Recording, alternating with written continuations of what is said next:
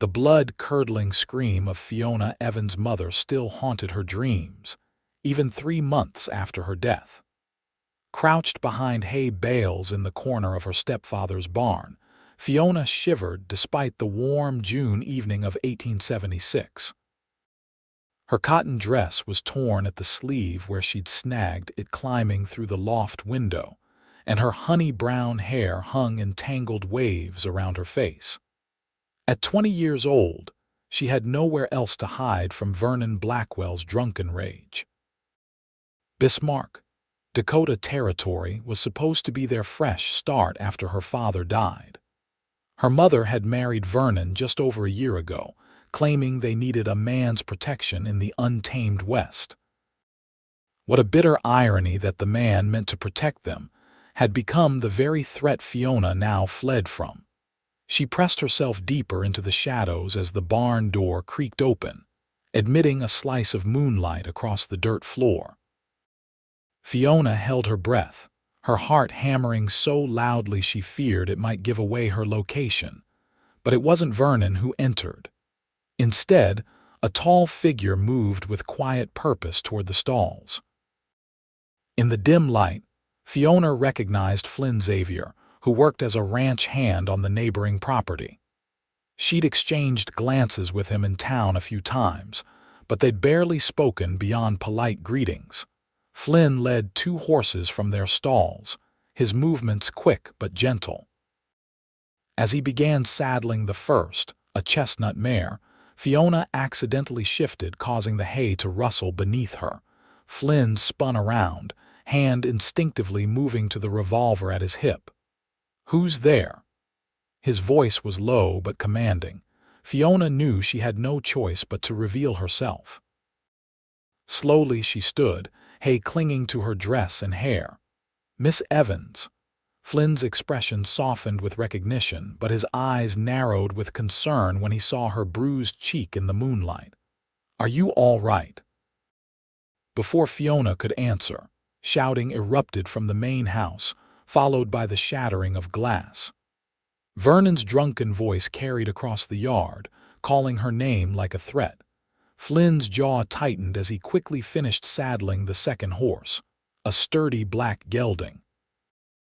Without hesitation, he looked straight at Fiona and said, "We're leaving." "What?" she whispered, stunned by his declaration. "I've seen how Blackwell treats you," Flynn said, leading both horses toward her. "I was coming to offer you escape tonight anyway. This just speeds up my plan." "But where would we go?" Fiona asked, even as she moved toward him, drawn by the promise of freedom. "My brother has a place near the Montana border. It's far enough that Blackwell won't find you." Flynn held out his hand. "But we need to leave now." The back door of the house slammed open. Vernon's silhouette appeared in the doorway, swaying slightly. Fiona made her decision in an instant. She placed her trembling hand in Flynn's calloused one, and he helped her mount the chestnut mare. As they guided the horses through the back of the barn, Flynn whispered, "Stay close and follow me." They rode hard under cover of darkness, the rhythmic pounding of hooves matching Fiona's racing heart. She glanced back only once to see lantern light bobbing in the distance. Vernon had discovered her absence. Flynn led them off the main trail, across a shallow stream to mask their tracks, and into the shelter of a dense copse of trees.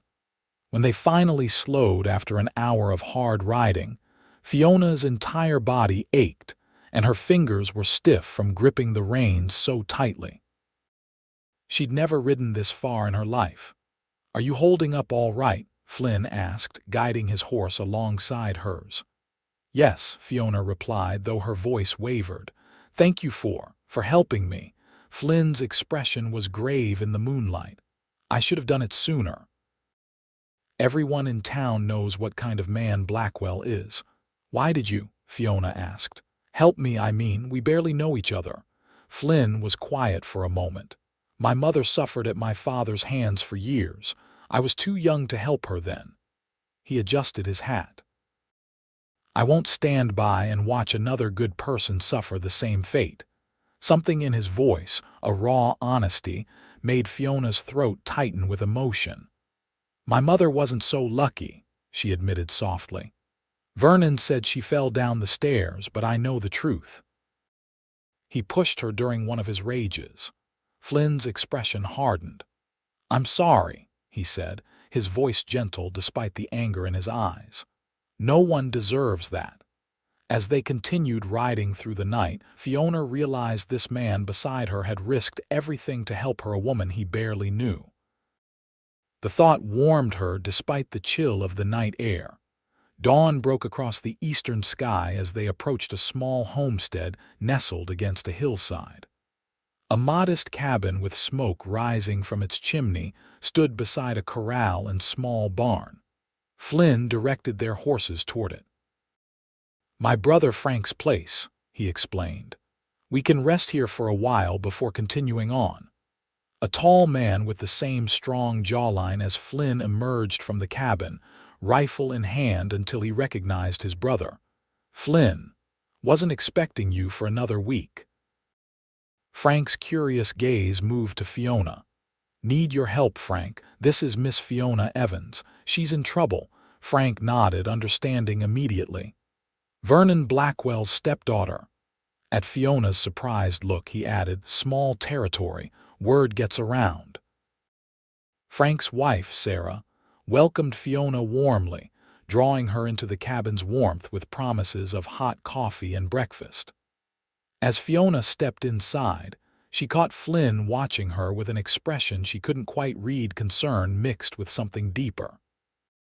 For the first time in months, Fiona felt a flicker of hope. She was free from Vernon's tyranny, at least for now. But as she settled at the table, accepting a steaming cup from Sarah, she wondered what price Flynn would pay for his gallantry. And what future could possibly await her now that she'd fled the only home she knew. Over breakfast, Flynn explained their situation to his brother. Frank listened intently, nodding occasionally as he absorbed the severity of their predicament. "Blackwell's got friends in the sheriff's office," Frank said grimly. "He'll claim you stole his horses and kidnapped his stepdaughter." "They're not his horses," Flynn replied firmly. "Those are the same two I bought fair and square from Miller's auction last month. I was boarding them at the Evans place until I had my own situation settled." "Still, it's your word against his," Frank said. "And in these parts, a man with Blackwell's money tends to be believed." Fiona's hands trembled around her coffee cup. "I can't go back," she whispered. "He'll kill me like he killed my mother." Sarah placed a comforting hand on Fiona's shoulder. "You won't have to, dear. We'll figure something out." Frank and Flynn exchanged a meaningful look. "The ranch in Montana," Flynn suggested. "It needs a foreman and they don't ask too many questions." "That's nearly 2 weeks' ride," Frank cautioned, "through rough country." "Better than staying here waiting for Blackwell and his hired guns to find us," Flynn countered. Fiona's throat tightened. "I can't ask you to upend your life for me, Mr. Xavier. You've already risked too much." Flynn's blue eyes met hers with surprising intensity. "You didn't ask, Miss Evans, and I made my choice the moment I saddled those horses." Sarah broke the tension by standing up. "Well, you can't leave today anyway. You both need rest and supplies for a journey that long. Stay at least until tomorrow." Frank nodded in agreement. "I'll ride into the settlement for news, see if Blackwell's already started looking for you." After breakfast, Sarah showed Fiona to a small bedroom where she could rest. The room was simple but clean, with a narrow bed covered by a patchwork quilt. "There's water in the basin if you'd like to freshen up," Sarah said kindly. "And I'll find you some clothes. Can't have you traveling in that torn dress." Left alone, Fiona sank onto the bed, the events of the past 12 hours crashing over her. She'd left everything behind, not that she had much worth keeping. Her mother's locket was tucked safely in her pocket, and the few treasured books she owned had been hidden under a loose floorboard in the barn months ago, after Vernon had thrown one into the fire during one of his rages. Still, the enormity of her situation overwhelmed her. She was now dependent on the kindness of virtual strangers, with a stepfather who would stop at nothing to find her. Not out of love, certainly, but out of pride and the desire to control what he considered his property. When Frank returned that evening, his expression confirmed their fears. "Blackwell's in a fury," he reported as they gathered around the dinner table. "He's offering $100 for information on your whereabouts, claims you stole family heirlooms along with his horses." "That's a lie," Fiona said, anger flaring. "I took nothing but the clothes on my back and my mother's locket." "Doesn't matter what's true," Frank replied grimly. "Money talks, and that kind of reward will have every desperate soul for 50 miles looking for you both." Flynn's jaw tightened. "Then we leave before dawn." "I've packed provisions," Sarah said, "and some of my old clothes for Fiona. They'll be more practical for the journey." That night, Fiona lay awake, listening to the sounds of the unfamiliar house. Through the thin walls, she could hear Flynn and Frank's low voices as they discussed routes and contingencies. Flynn's determination to see her to safety touched something deep inside her, a part of her heart she'd thought had died along with her mother. In the cold hours before dawn, Sarah helped Fiona dress in sturdy trousers, a cotton shirt, and a leather vest that had once belonged to her as a younger woman. The pants felt strange after years of wearing only dresses, but Fiona had to admit they would be more practical for the long journey ahead. "Take this," Sarah pressed a small knife into Fiona's hand. "Keep it hidden, but keep it close." "I pray I won't need it," Fiona replied softly. "As do I," Sarah agreed, "but a woman alone in this world should always have protection." "She won't be alone," Flynn said from the doorway, his tall frame silhouetted against the pre-dawn light. He was dressed for travel with a duster coat and a wide-brimmed hat, his revolver holstered at his hip. Sarah smiled knowingly. "No, I suppose she won't." Outside, the horses were saddled and loaded with provisions. Frank handed Flynn a rifle and extra ammunition. "Take the northern trail through the hills," Frank advised. "It's longer but less traveled, and send word when you reach Montana, so we know you're safe." The brothers embraced, and Fiona felt a lump form in her throat as Sarah hugged her tightly. "God be with you both," Sarah whispered. As they mounted their horses and rode away from the homestead, Fiona felt both terrified and exhilarated. The sunrise was painting the eastern sky in brilliant hues of pink and gold. A new day dawning on her new life, whatever that might hold. They rode in silence for the first few hours, both alert for any sign of pursuit.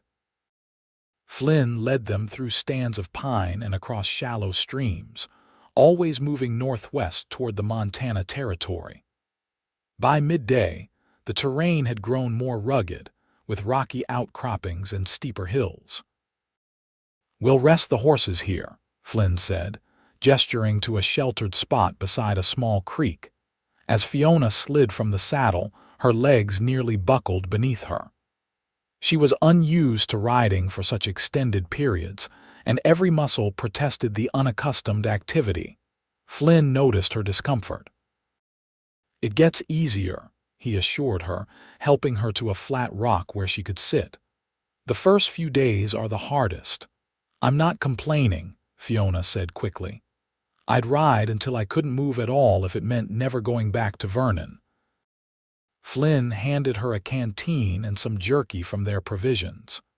"Tell me about your life before Blackwell," he said as he tended to the horses. "You're not originally from Dakota Territory, are you?" "No," Fiona replied, grateful for the distraction from her aching limbs. "My father was a schoolteacher in Pennsylvania. After he died of tuberculosis 3 years ago, Mother and I struggled to make ends meet. When Vernon began courting her, he painted such a picture of opportunity in the West." She smiled bitterly. "He claimed to own a prosperous ranch."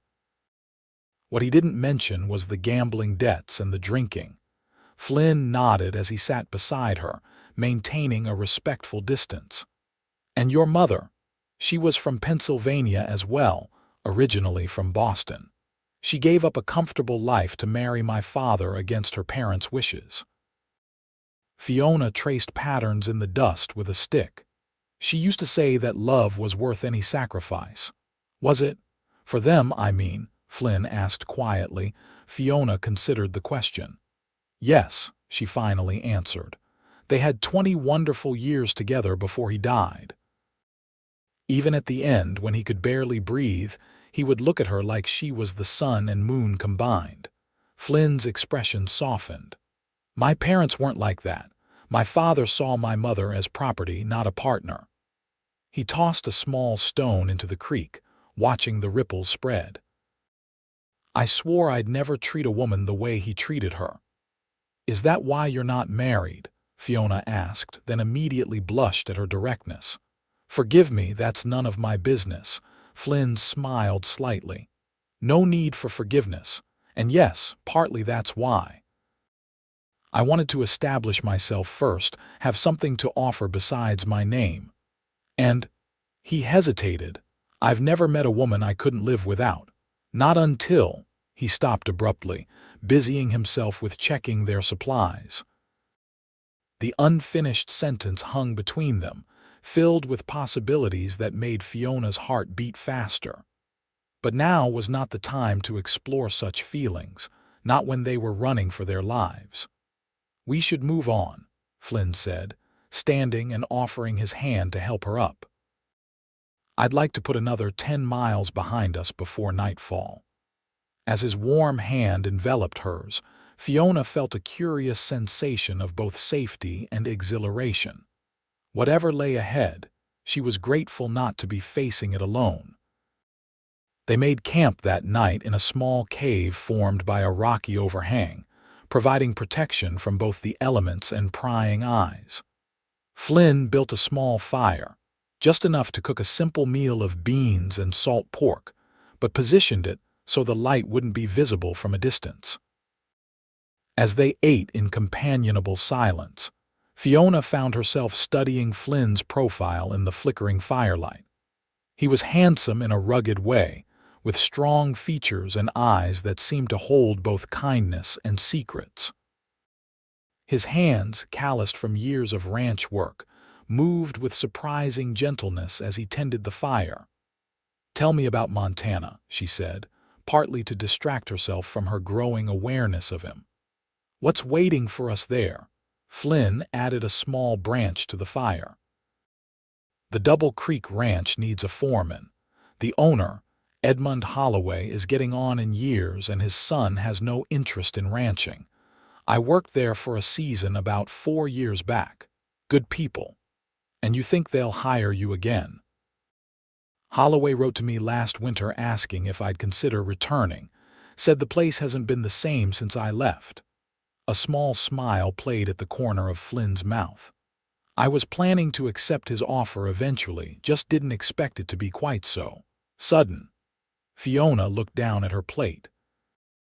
I've ruined your plans, haven't I? No, Flynn said firmly, meeting her eyes. You've simply accelerated them and perhaps improved them. There was something in his gaze that made Fiona look away, her cheeks warming despite the cool night air. What about you? Flynn asked. What were your plans before all this?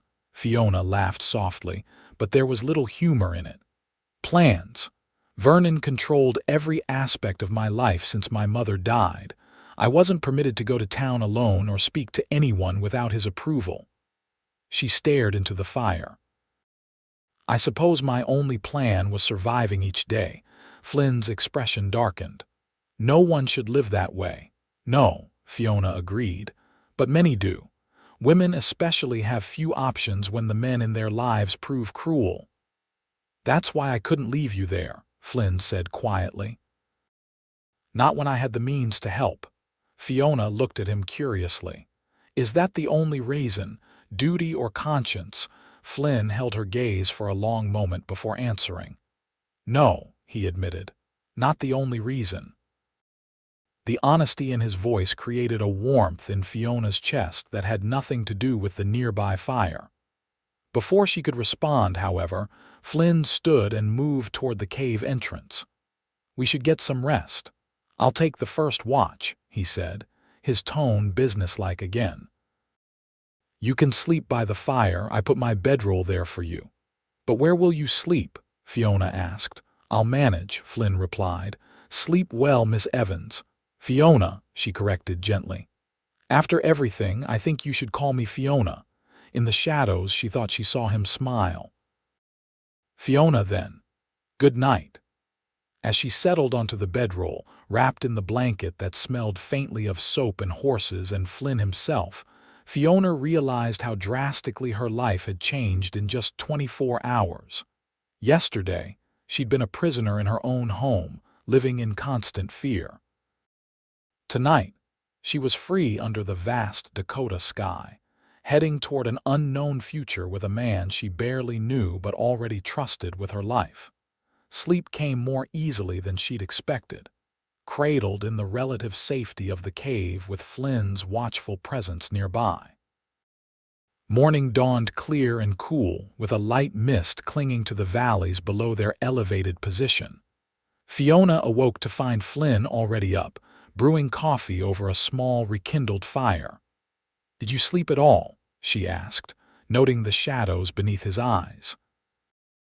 "Enough," he replied, handing her a tin cup of steaming coffee. "We should reach Miller's Crossing by nightfall. There's a widow there who will put us up for the night, Martha Wilson. She owes me a favor." "Is it safe?" Fiona couldn't help but worry. "What if someone recognizes us?" Flynn considered this as he packed up their meager camp. Miller's Crossing is small, barely more than a trading post and a few cabins, and it's off the main routes. Vernon's men are more likely to watch the larger settlements and the stage routes. They set off as soon as they'd eaten a quick breakfast, Flynn setting a steady pace that covered ground efficiently without exhausting the horses. As they rode, he pointed out landmarks and shared stories of his travels through the territory. Fiona listened, fascinated by the glimpses into his life and the wider world she'd been denied for so long. By late afternoon, they descended into a small valley where Miller's Crossing nestled beside a meandering creek. The settlement was indeed tiny: a general store, a blacksmith shop, a small church, and perhaps a dozen cabins scattered among the cottonwood trees. "Stay close," Flynn murmured as they rode down the main path. A few residents looked up curiously at the newcomers, but most simply nodded in greeting before returning to their tasks. Martha Wilson's cabin stood apart from the others, with a well-tended garden and a neat stable behind it. A slender woman with silver-streaked dark hair was hanging laundry on a line when they approached. She shaded her eyes against the late afternoon sun, then broke into a warm smile of recognition. "Flynn Xavier. As I live and breathe," she exclaimed, hurrying toward them as they dismounted. "What brings you to my humble doorstep after all this time?" "Hello, Martha," Flynn replied, embracing the older woman. "We're traveling north and hoped you might spare us shelter for the night." Martha's shrewd eyes moved to Fiona, taking in her borrowed men's clothing and her uncertain expression. "Of course," she said, her tone softening. "Any friend of Flynn's is welcome here." Inside the cabin, which was cozy and spotlessly clean, Martha served them a hearty stew with fresh baked bread. Once they'd eaten, Flynn quietly explained their situation while Fiona nervously twisted her napkin in her lap. "Vernon Blackwell." Martha spat the name like a curse. "I knew him years ago before he moved to Bismarck. He hasn't changed a bit from what I hear." "You know him?" Fiona asked, surprised. Martha's expression hardened. "My sister was married to him briefly before your mother. She had an accident, too, fell from a horse and broke her neck." Very convenient for Vernon, who just learned her inheritance wasn't as substantial as he'd believed. A chill ran down Fiona's spine. "He's killed before," she whispered. "I've always believed so," Martha confirmed grimly. But there was no proof, and a man like Vernon knows how to cover his tracks. Flynn's jaw tightened. "All the more reason to get far away from his reach." Martha nodded. "You're welcome to stay the night. The spare room is yours, Miss Evans. Flynn can bunk in the stable. It's clean and warm enough." After their hostess had shown Fiona to a small but comfortable bedroom, she returned to the kitchen where Flynn was studying a map he'd spread on the table. "That girl has the look of someone who's seen too much suffering," Martha observed quietly. "But there's steel in her spine, I can tell." "Yes," Flynn agreed, his eyes still on the map. "She's stronger than she knows." Martha sat across from him. "And you care for her, more than just as someone in need of help." Flynn looked up, startled. "Martha," she waved away his protests. "I've known you since you were knee-high to a grasshopper, boy. I can read your face better than that map." Her expression softened. "It's not a criticism. She seems a fine young woman." "We barely know each other," Flynn said, though his tone lacked conviction. "Sometimes that doesn't matter," Martha replied wisely. "My Henry and I knew after one dance that we were meant for each other. Married for 33 years before the fever took him, and I never regretted a day." Flynn folded the map slowly. "Even if I did feel something, now isn't the time. She's vulnerable, running for her life. The last thing she needs is another man making claims on her." Martha patted his hand. "Just don't close your heart to the possibility, that's all I'm saying. Life offers precious few chances at true happiness." Later, as Fiona lay in the unfamiliar bed listening to the night sounds of the small settlement, she found herself thinking about Flynn. In just 2 days, he'd shown her more kindness than she'd experienced in the 3 years since her father died. But it wasn't just gratitude she felt. There was something else aflutter in her chest when their eyes met, a warmth that spread through her when he smiled. Such feelings seemed indulgent, even foolish, given their circumstances. Yet as she drifted toward sleep, she couldn't help wondering if he felt it too, this strange, tender connection growing between them like a fragile spring bloom pushing through winter's final snow. They departed Miller's Crossing at first light, with fresh provisions courtesy of Martha and information about patrols spotted in the region.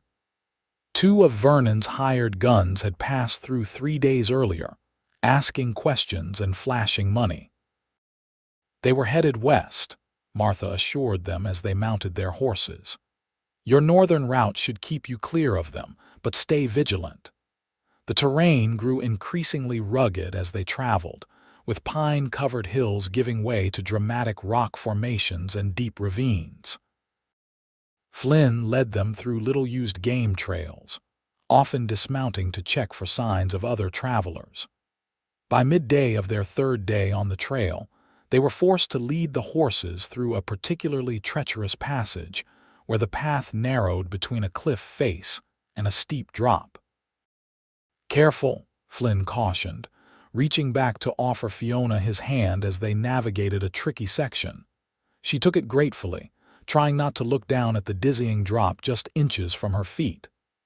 "Have you traveled this way before?" she asked, partly to distract herself from the danger. "Once, about 5 years ago," Flynn replied. "It's not the easiest route, but it's the least likely to be watched." They emerged onto a small plateau that offered a breathtaking view of the territory they'd crossed. Miles of wilderness stretched behind them, the distant smudge of Miller's Crossing barely visible in the vast landscape. "It's beautiful," Fiona breathed, momentarily forgetting their perilous situation in the face of such majesty. Flynn smiled, watching her rather than the view. "Yes, it is." They made camp that night in a sheltered grove beside a small mountain lake. As Flynn built a fire, Fiona ventured to the water's edge, tempted by the prospect of washing away days of trail dust. Glancing back to ensure Flynn was occupied with the horses, she quickly removed her boots and rolled up her pant legs to wade into the shallows. The water was shockingly cold but refreshing against her skin. Cupping her hands, she splashed her face and neck, sighing with pleasure at the simple luxury of being clean. "Be careful," Flynn called from behind her. "The bottom drops off suddenly about 10 feet out." Fiona turned, suddenly self-conscious. "I just wanted to wash up a bit." "There's soap in my saddlebag if you want it," he offered. "And I can make myself scarce for a while if you'd like more privacy." The consideration in his offer touched her. "Thank you, that would be nice." Flynn nodded, gathering his rifle. "I'll check our back trail, make sure we weren't followed. Take your time, but stay close to shore. I won't be far." Once alone, Fiona retrieved the soap, a simple bar that smelled of pine, and indulged in a more thorough wash. She couldn't fully bathe without removing her clothes, and she wasn't brave enough for that, but she managed to feel considerably refreshed by the time Flynn returned. He'd brought back a handful of wild strawberries, tiny but sweet, which they shared as twilight deepened around them. The simple pleasure of the fruit, combined with the peaceful setting and Flynn's quiet companionship, created a moment of normalcy that Fiona hadn't experienced in years. "Thank you," she said softly, "not just for helping me escape, but for treating me like a person. Vernon made me feel invisible unless he wanted something from me." Flynn's expression darkened. "Men like that don't deserve to be called men." He hesitated, then added, "My father was the same way, treated my mother like property, my brothers and me like farmhands rather than sons." "Is that why you left home?" Fiona asked. Flynn nodded, poking at the fire with a stick. "Left when I was 16 after he broke my mother's arm in a drunken rage. I wanted her to come with me, but she refused." His voice grew distant with memory. "Said her place was with her husband no matter what. She died 2 winters later." "I'm sorry," Fiona said, instinctively reaching out to touch his arm. Flynn looked down at her hand, then covered it with his own. "I couldn't save her," he said quietly, "but I could help you." The moment stretched between them, charged with unspoken emotions. Fiona found herself moving closer, drawn by something she couldn't name but felt with every fiber of her being. Flynn's eyes darkened, his gaze dropping to her lips. But before either could act, a distant sound broke the spell, the unmistakable report of a rifle echoing across the lake. Flynn was on his feet instantly, extinguishing their small fire with dirt. "Someone's out there," he whispered, helping Fiona up. "Could be hunters, but we can't take chances." They quickly gathered their belongings and moved deeper into the woods, leading the horses quietly away from their campsite. For the rest of the night, they took shelter in a dense thicket, speaking only in whispers and taking turns to keep watch. By morning, there had been no further signs of danger, but Flynn remained vigilant as they continued their journey. The interrupted moment by the lake hovered between them, unacknowledged but not forgotten. The next few days passed in a rhythm of long rides punctuated by brief rests. They avoided settlements entirely, relying on Flynn's knowledge of the wilderness to sustain them. He taught Fiona how to identify edible plants, how to move quietly through the forest, how to read the signs of weather and wildlife. She proved an apt pupil, her natural intelligence blossoming in freedom. 6 days after leaving Miller's Crossing, they crested a hill and Flynn pointed to a valley spread out before them. "Montana territory," he said with satisfaction. "We've crossed the border." Fiona's heart leapt. They were beyond Vernon's immediate reach now, in a place where his influence was likely minimal. It wasn't complete safety. She knew a man of his temperament wouldn't easily abandon his pursuit, but it was a significant milestone. How much farther to the Double Creek Ranch? She asked, unable to keep the excitement from her voice. "Another 3 days' ride, maybe 4, Flynn replied, smiling at her enthusiasm. "There's a small town about a day from here where we can resupply and perhaps get word to Frank and Sarah that we've made it this far." The town of Willow Bend consisted of little more than a main street lined with a handful of businesses and scattered residences. Unlike Miller's Crossing, it boasted a proper hotel, a 2-story wooden structure with a wide porch and painted signs swinging in the breeze. Flynn suggested they present themselves as siblings traveling to join family in Montana. A simple story that would explain their companionship without raising eyebrows. Fiona, wearing one of Sarah's dresses again for propriety's sake, played her role convincingly as Flynn secured them adjacent rooms at the hotel. A real bed. Fiona sighed as she sat on the edge of the mattress in her small room. And hot water.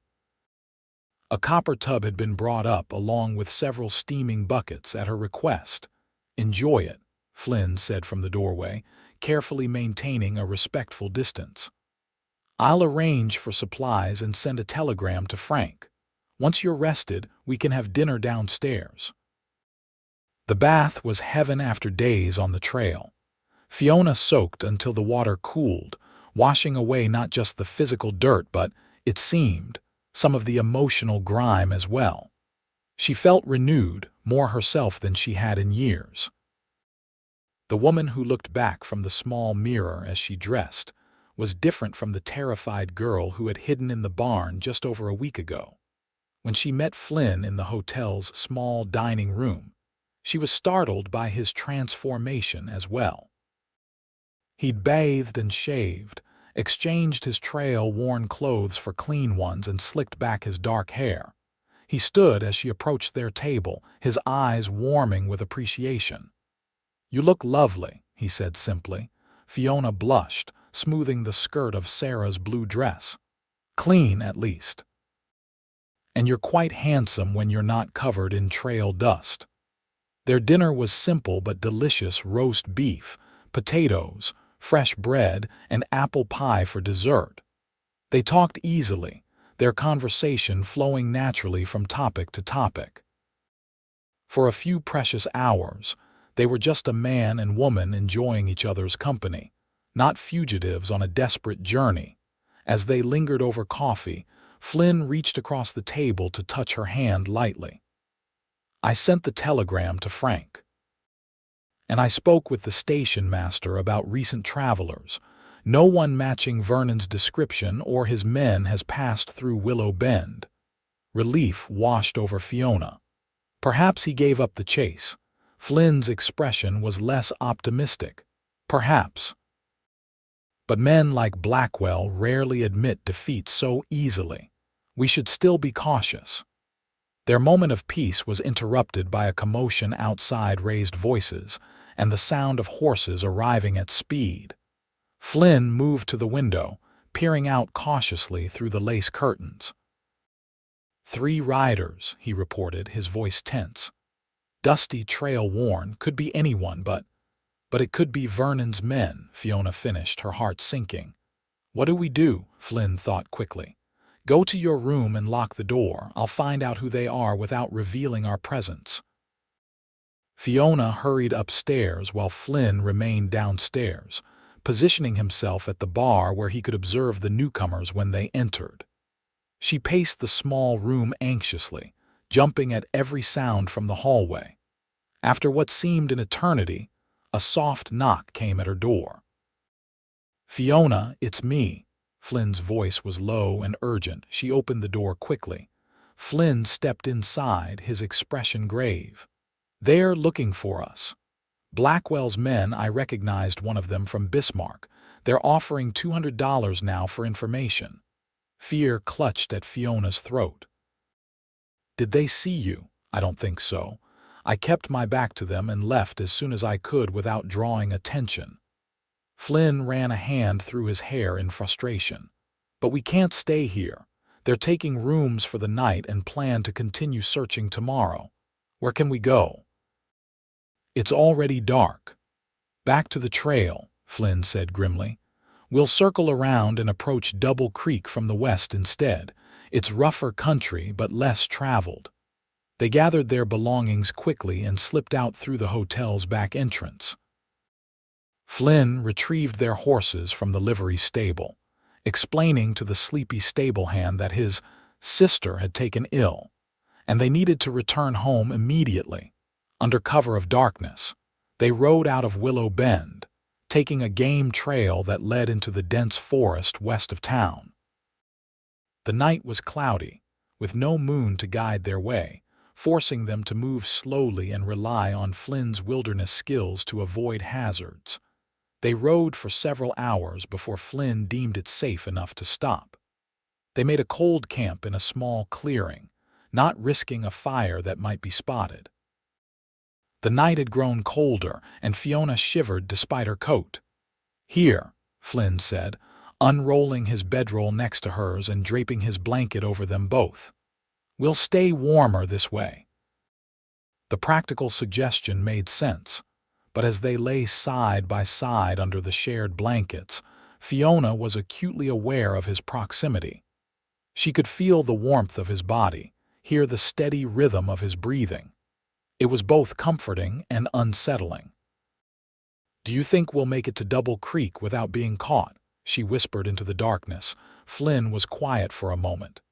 "Yes," he finally said. "I know this country better than they do, and I have more at stake."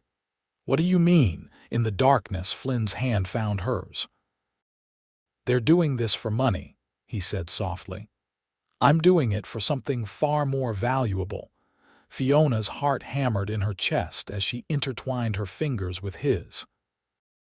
Neither spoke again, but something profound had shifted between them, a silent acknowledgement of feelings that had been growing since that first night in the barn. Morning brought mist and light rain, which Flynn declared a blessing. "It'll mask our trail," he explained as they ate a cold breakfast of jerky and hard biscuits, "and might discourage pursuit, at least temporarily." They traveled through increasingly rugged terrain, with Flynn leading them along what seemed to Fiona like invisible paths. By midday, the rain had stopped, but the sky remained heavy with clouds. The landscape was breathtaking, towering pines, dramatic rock formations, and glimpses of snow-capped mountains in the distance. "It's beautiful here," Fiona remarked as they paused to rest the horses beside a rushing stream. "So different from Bismarck. Montana territory is still wild in ways Dakota isn't anymore," Flynn agreed. "That's part of why I wanted to come back. There's a freedom here that speaks to my soul." Fiona studied him thoughtfully. "You never felt settled in Bismarck, did you? Even before all this?" Flynn shook his head. "I've never felt settled anywhere, not really. Always had a restlessness in me, a need to keep moving." He glanced at her. "Until recently." The implication in his words made Fiona's cheeks warm despite the cool air. "What changed?" Flynn's blue eyes held hers steadily. "I think you know." Before she could respond, the crack of a rifle split the air, and a bullet splintered the bark of a tree inches from Flynn's head. Instinctively, he lunged for Fiona, pulling her down behind a fallen log as more shots followed. "Stay down," he ordered, drawing his revolver and peering carefully over their makeshift shelter. "Where are they?" Fiona gasped, her heart pounding so hard she could barely hear over the rush of blood in her ears. "Ridge to the east," Flynn replied grimly. "At least 2 shooters. Must have been tracking us since Willow Bend." Another volley of bullets peppered their position. Flynn returned fire, his expression focused and determined. "We can't stay here," he said between shots. "We're pinned down and outnumbered. When I give the word, run for the horses. Stay low and don't stop for anything." Fiona nodded, too terrified to speak. Flynn waited for a pause in the gunfire, then squeezed off 3 rapid shots toward the ridge. "Now," he shouted. Fiona scrambled to her feet and ran, crouching low, toward where their horses were tethered. She heard Flynn behind her, still firing to cover their retreat. Just as she reached her mare, a searing pain tore across her upper arm. The impact spun her half around, but she managed to stay on her feet. Flynn was at her side instantly. "You're hit," he said, his voice tight with concern as he saw the blood spreading on her sleeve. "Just a graze," Fiona insisted, though the pain was intense. "We have to go, with Flynn's help." She mounted her horse despite the injury. They galloped away from the ambush site, following the stream to mask their trail. Flynn led them through a series of switchbacks and narrow passages, using every trick he knew to throw off pursuit. When they finally stopped hours later, deep in a forested valley, Fiona's arm was throbbing mercilessly, and her face had gone pale from blood loss and pain. Flynn helped her dismount and sit beneath a large pine. Gently, he examined her wound, his face grim. "It's not just a graze," he said quietly. "The bullet's still in there." Fiona closed her eyes, fighting against waves of nausea. "Can you get it out?" "I have to," Flynn replied, already retrieving his knife and a flask of whiskey from his saddlebag. "If it stays in, the infection will kill you." What followed was the most excruciating experience of Fiona's life. Flynn gave her whiskey to drink and his belt to bite down on, then set to work with steady hands and grim determination. She tried not to scream, knowing the sound might carry to their pursuers, but tears streamed freely down her face as Flynn probed for the bullet. After what seemed an eternity, he extracted the small piece of lead. "Got it," he said, his voice rough with emotion. "You're doing great, Fiona. Just a little more now." He cleaned the wound as best he could with whiskey, then bandaged it tightly with strips torn from his own shirt.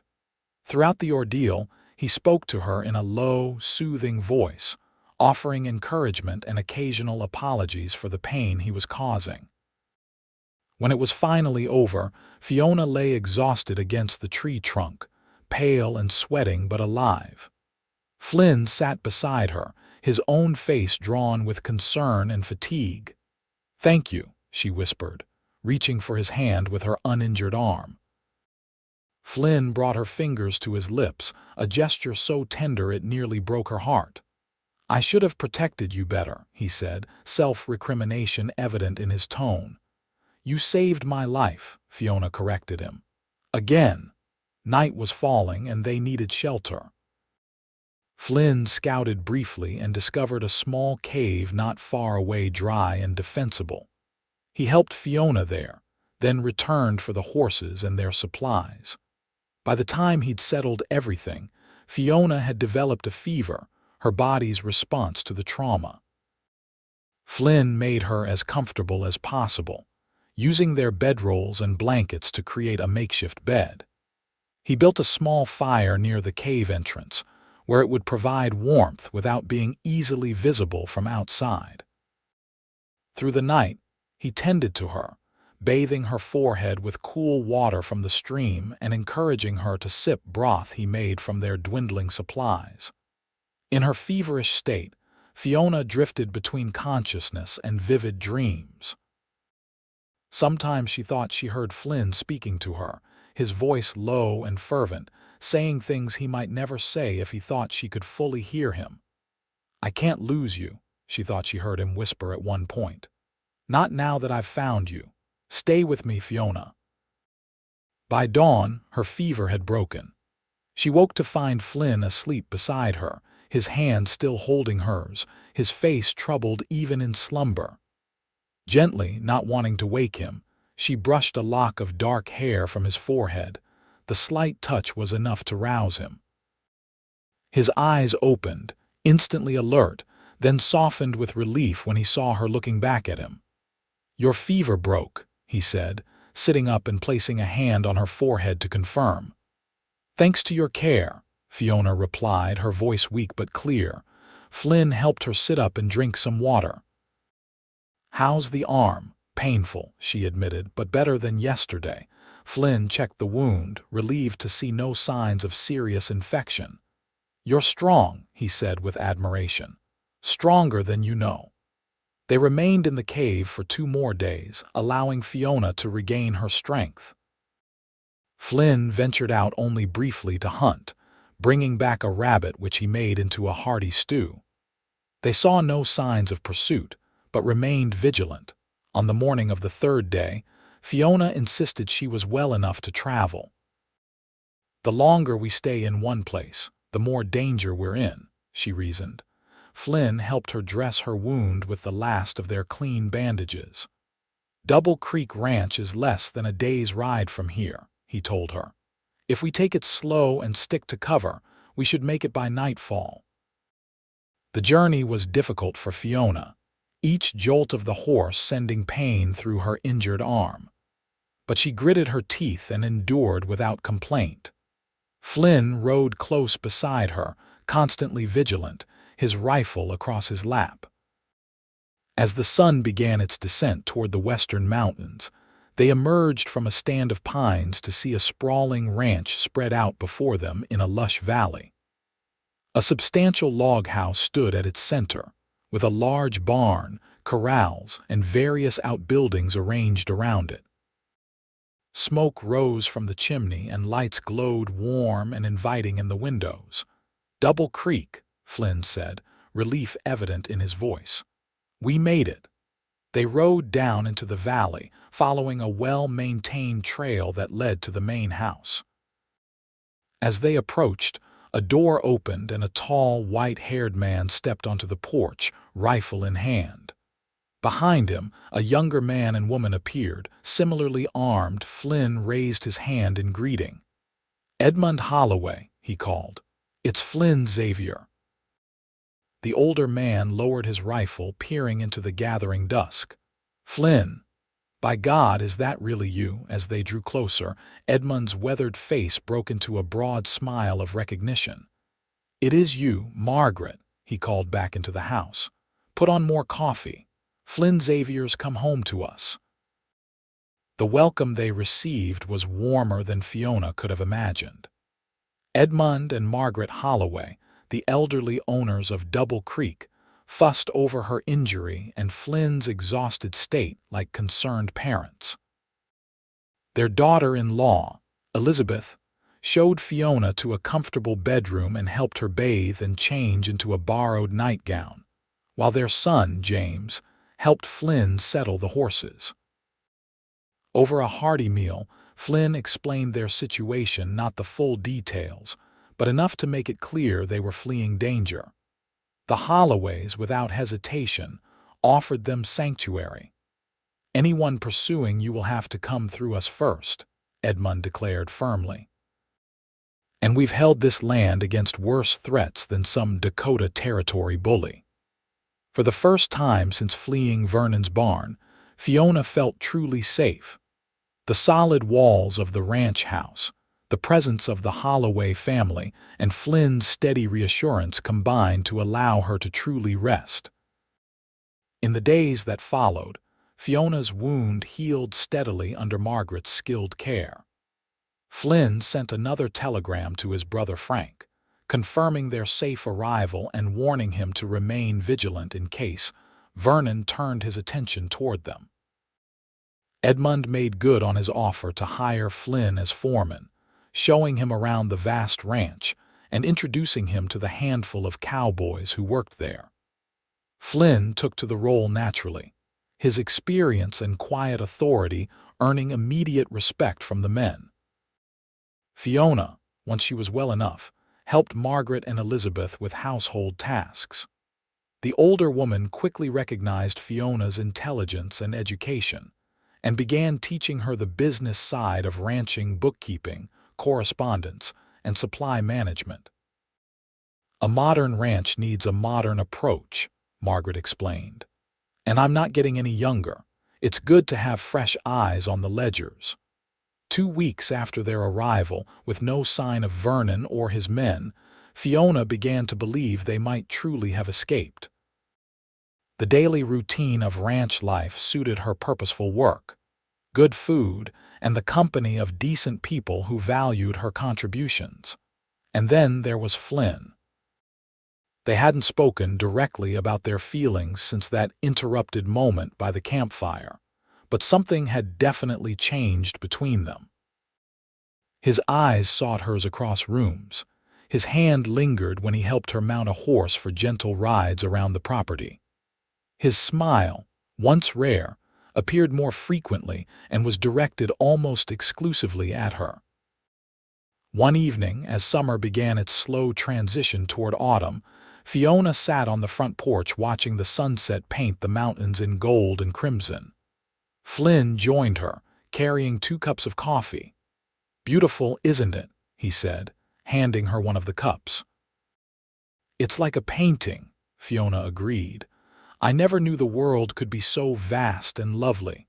Flynn sat beside her on the porch swing. "Edmund offered me a permanent position today," he said after a moment. "Not just as foreman, but as a partner. He and Margaret have no grandchildren, and James is more interested in politics than ranching. They want someone who'll care for Double Creek the way they have." "That's wonderful," Fiona said sincerely. "You deserve it. You've worked so hard, and they clearly think the world of you." Flynn looked down at his coffee. "I told him I needed to think about it." Fiona's heart sank a little. "You're not sure you want to stay?" "That depends," Flynn said quietly, finally meeting her eyes, "on whether you're staying too." The implications of his words hung in the air between them. Fiona's pulse quickened. "Are you asking me to stay, Flynn?" "I'm asking for more than that," he replied, setting aside his coffee cup and taking her free hand in both of his. "I know it hasn't been long, and God knows the circumstances weren't ideal, but—" He took a deep breath. "I love you, Fiona. I think I've loved you since that night in the barn when you stood up from the hay with straw in your hair and that determined look in your eyes."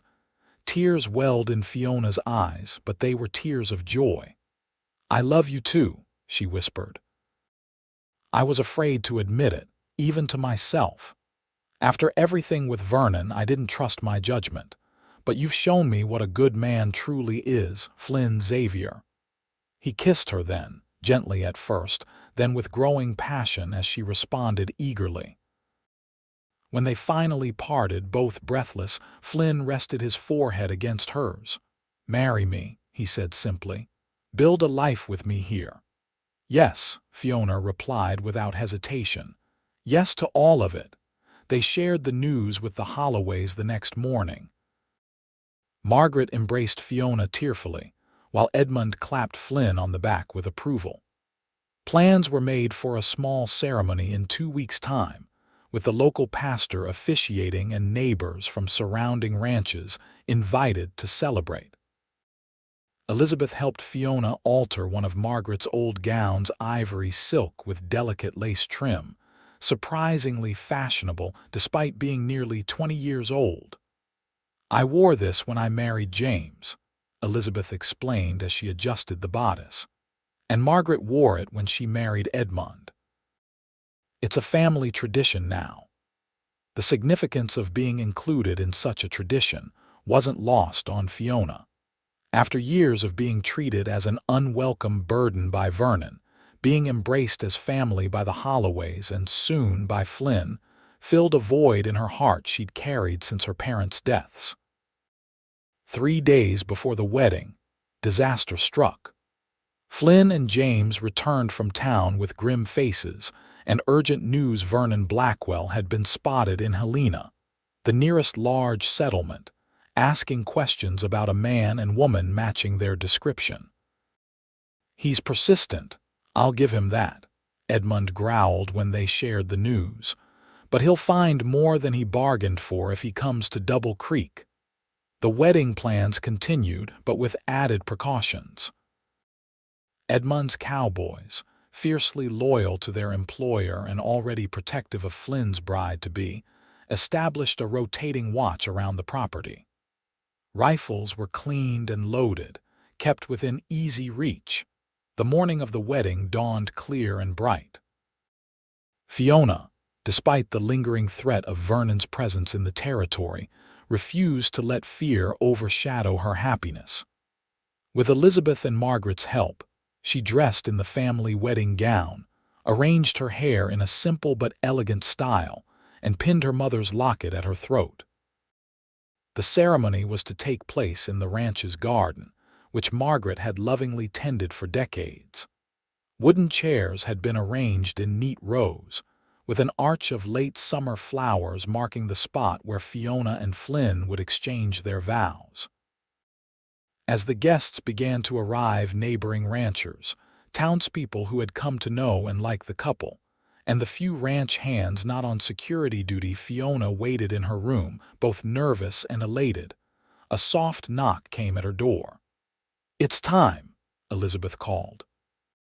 Fiona opened the door, and Elizabeth gasped with delight. "Oh, Fiona, you look absolutely beautiful." Edmund, who had offered to escort her in the absence of her own father, waited at the bottom of the stairs. His eyes misted when he saw her. "Flynn's a lucky man," he said gruffly, offering his arm. They walked together through the house and out the back door to where the guests were gathered. At the flower-decked arch stood Flynn, more handsome than Fiona had ever seen him in a new black suit, his dark hair neatly combed, his face solemn until he caught sight of her. Then his expression transformed into one of such pure joy that Fiona's heart seemed to expand in her chest. The ceremony began, the pastor's words washing over Fiona as she stood hand in hand with Flynn. Their vows were simple but heartfelt, promises of love and fidelity that both intended to honor for the rest of their lives. Just as the pastor pronounced them husband and wife, and Flynn leaned in for their first kiss as a married couple, a commotion erupted at the edge of the gathering. Guests turned in alarm as a horse thundered into the garden, its rider a hulking figure with a face Fiona had hoped never to see again.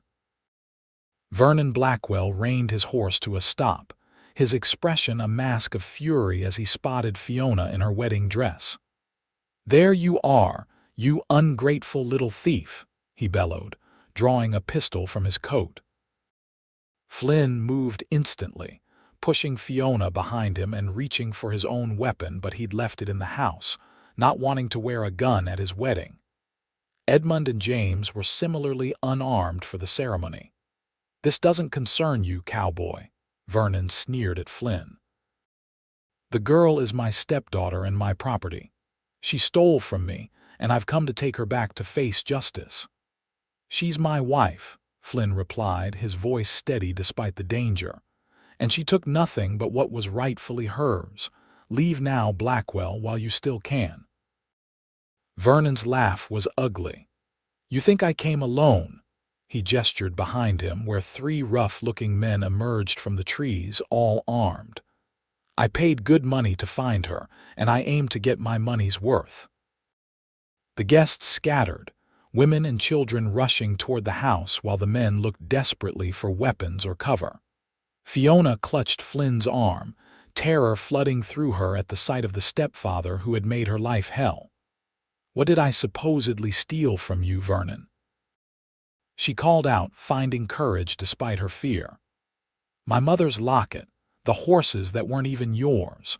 Or is it just your pride that's wounded because a mere woman escaped your control?" Vernon's face darkened with rage. "You little—" He raised his pistol, aiming directly at her. Several things happened at once. Flynn lunged forward, trying to shield Fiona with his body. Edmund, moving with surprising speed for his age, dove for a shotgun hidden beneath a nearby bench. And from the edge of the garden came the sharp crack of a rifle, one of the cowboys on watch, responding to the threat.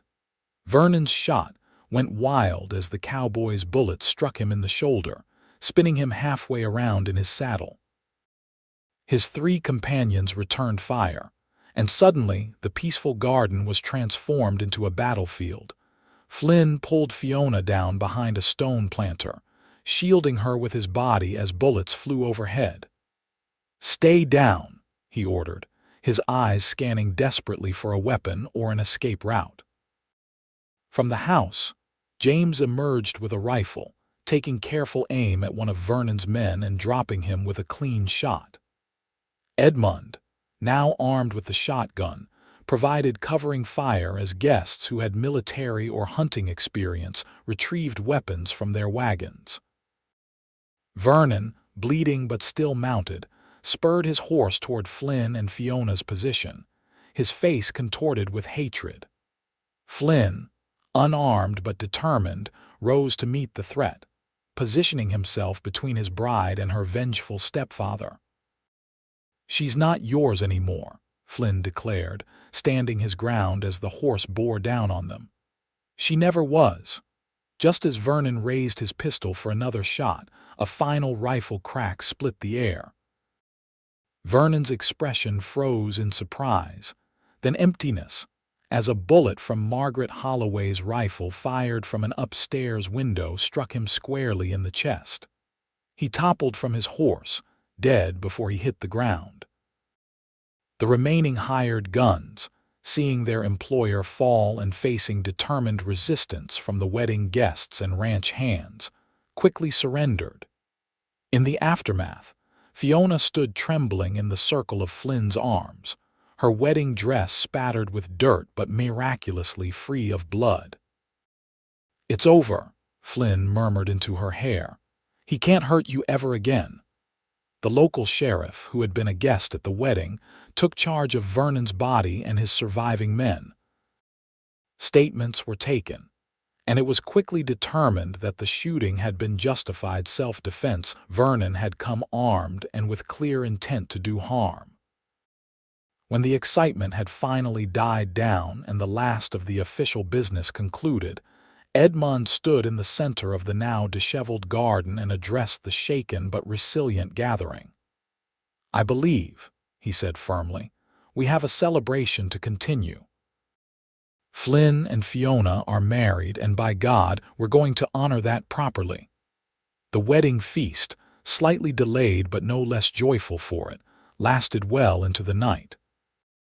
The bride and groom, having faced death on what should have been their most perfect day, found their joy deepened rather than diminished by the experience.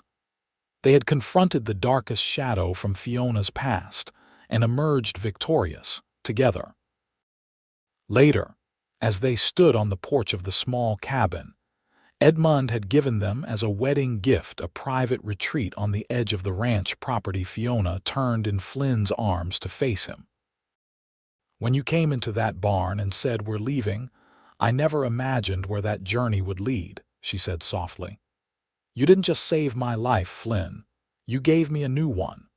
Flynn brushed a strand of hair from her face, his touch infinitely tender. "We saved each other," he corrected gently. "And this is just the beginning of our story." As autumn turned to winter, and winter eventually yielded to spring, Flynn and Fiona Xavier built their life together at Double Creek Ranch. Flynn's partnership with Edmund flourished, bringing new ideas and energy to the already successful operation.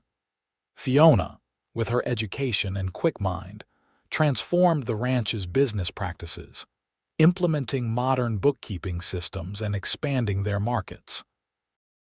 They sent for Flynn's brother Frank and his wife Sarah, offering them positions at Double Creek, which they gladly accepted. The reunion of the brothers brought healing to old wounds in Flynn's heart, completing the sense of family that had begun with the Holloways' acceptance. In their second year of marriage, Fiona gave birth to a son they named Thomas, after her father. Edmund and Margaret doted on the child as if he were their own grandson, and in every way that mattered, he was. On Thomas's first birthday, as family and friends gathered to celebrate, Fiona found Flynn standing alone on the porch, looking out over the ranch that had become their home. "What are you thinking about?" she asked, slipping her arm through his. Flynn smiled down at her, the love in his eyes as strong as it had been on their wedding day. "I was thinking about that night in the barn," he admitted. "How different our lives might have been if I hadn't decided to saddle those horses when I did. Or if I hadn't hidden in that particular barn," Fiona added. Some might call it coincidence, Flynn said thoughtfully. But I prefer to think it was always meant to be that somehow.